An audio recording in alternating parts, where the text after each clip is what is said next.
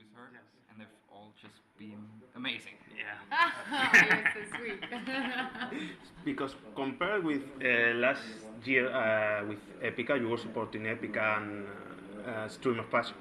Stream of Passion, yeah. They were on the tour as well. Yeah.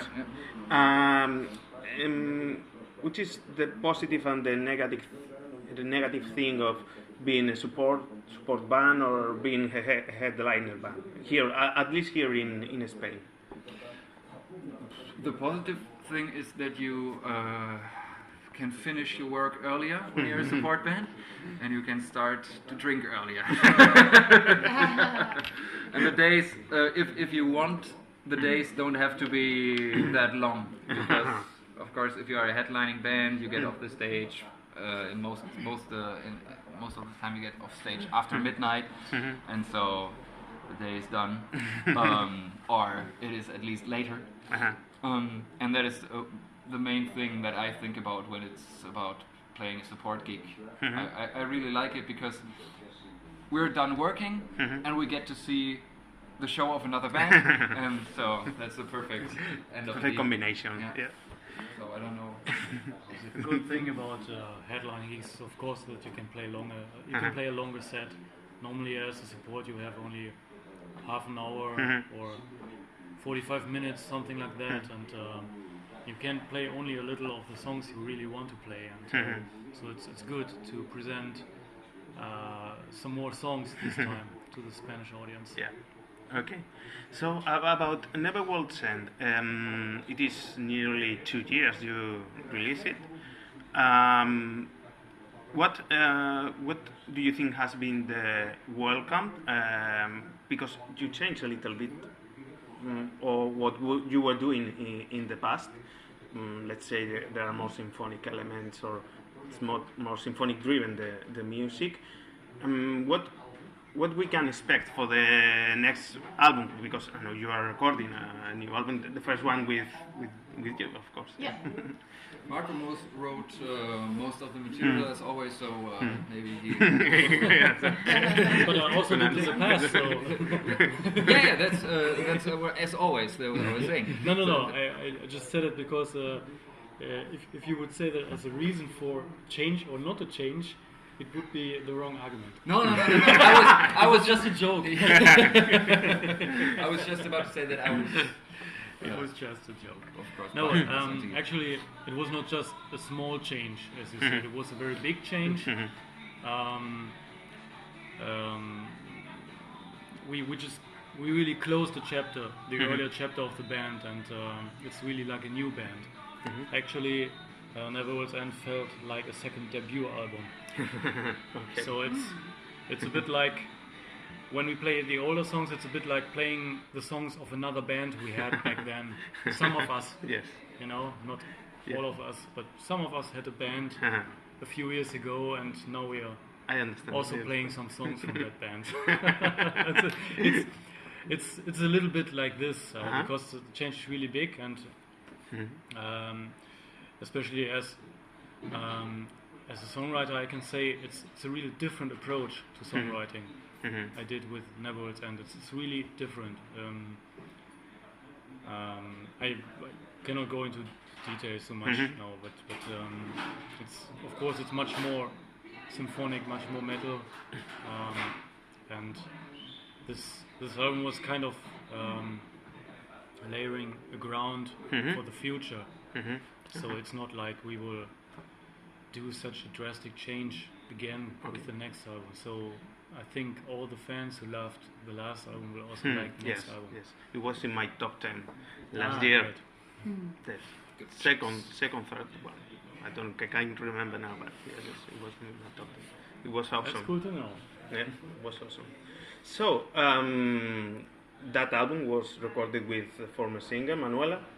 What do you think that Diane can improve now in the band?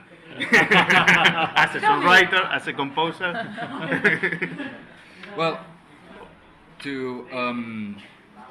for starters, she's definitely an even better singer than Manuela was. And of course, the situation now is a kind of yeah, not ideal. There never is an ideal solution for such a important change in the lineup. But of course, now the situation was that we were kind of about to start the recordings with Manuela. So most of the material was already there when Diana joined us, and so at this point there was not too much space for personal creative input. Or But for preparing songs, especially for a vocal range or something like that. And it's actually a bit of work to change a little bit to make it fit better. But Yeah, we have something ahead of us. Yeah. No, but it's okay. All the songs are really nice. Let's start with that. It's very important.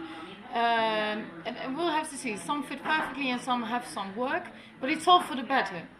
The songs that might have some little changes will eventually be even better than they are now. Okay, good. And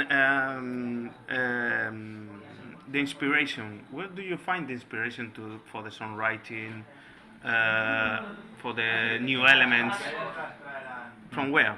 Do you listen to different music, Yes. apart from metal or movies or whatever? I listen to almost all kinds of metal, and I get inspirations from all of them, almost all of them. Well, maybe not from Motorhead, although it's one of my fave bands.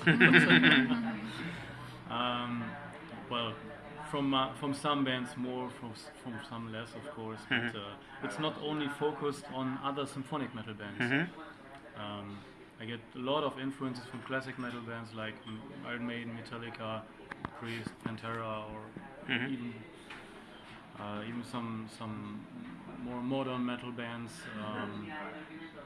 But also big influences, of course, cinematic music, soundtracks, movie soundtracks. That's a big atmospherical influence. And that's also the thing we want to do with the songs, to create like a little movie with each song. Okay. That has a certain atmosphere and a certain story. Well, with a movie you can just let your fantasy go, and it's the same thing. We want to do for the listeners. good. How did you find so quickly the replacement of Manuela? How did you find Diana so quickly? How did you get in touch with her? Did you know her before, or? Actually, I think the contact was, and that's why it could happen so quickly, through a guy who worked on Neverworld's End with us, and who also is involved in the recording process of the new record. And he is from the Netherlands as well. Okay. Yes. And he Very, very easy to have contact with, because I can speak in my own language. But I'm learning German as we speak. Good. So, and your former band, Ex Libris? It's not my former band. It's your current band as well? Yes, Okay. I'm gonna So be having both. Both? Oh, Yes. okay. So, It's an interesting task, but I think I can do this, because they're both in such different music genres that this won't be a problem. Xandria is much more progressive metal, female fronted, of course, and then Xandria is much more symphonic. If the two styles were overlapping, yeah, of course they are at some point, but if they were sort of the same, then I wouldn't have done it, because I don't think that's fair. Not to me, not to the audience, not to the bands. But no, I think this is a very good opportunity for me, of course. But also for the bands, and I must say that Xandria has been very supportive of me joining Xandria. okay. Okay, so